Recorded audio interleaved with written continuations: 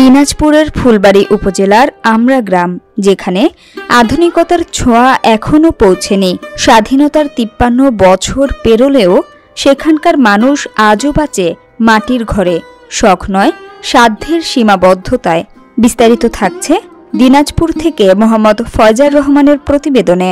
শখ যেন সাধ্যের কাছে ম্লান হয়ে গেছে। জীবনের নির্মম বাস্তবতায় ভালো লাগাগুলো আজ বন্দি সময়ের ফ্রেমে। আধুনিক সমাজের ছোঁয়া যখন দেশের আনাচে কানাচে ছড়িয়ে পড়েছে, তখনও আমরা গ্রাম যেন থেমে আছে অতীতে। পুরনো দিনের স্মৃতি আঁকড়ে ধরে বেঁচে থাকা এই মানুষগুলো দিন এনে দিন খায়, স্বপ্ন দেখে না ইট পাথরের ইমারতের।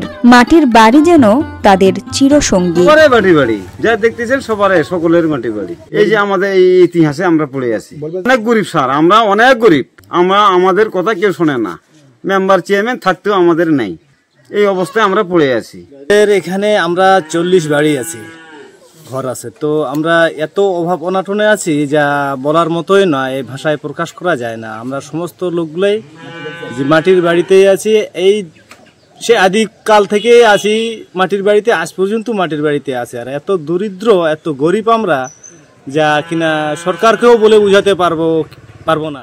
স্থানীয় ইউপি চেয়ারম্যান বলেন, আমরা চেষ্টা করছি কিছু ঘর দেওয়ার, তবে বাজেট কম থাকায় সবাইকে দেয়া সম্ভব হয় না। ইউনিয়নে অনেক গরিব মানুষ আছে যার মাটির ঘর বাড়ি, তারা টাকা অভাবে পাকা বাড়ি করতে পারতেছে না।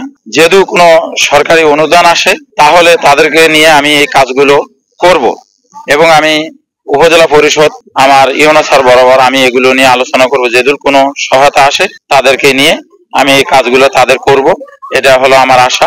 স্বপ্ন আছে, সামর্থ্য নেই, তাই আজও আমরা গ্রাম বাঁচে মাটির গন্ধে, সময়ের প্রান্তে থেমে থাকা এক বাস্তবতায়।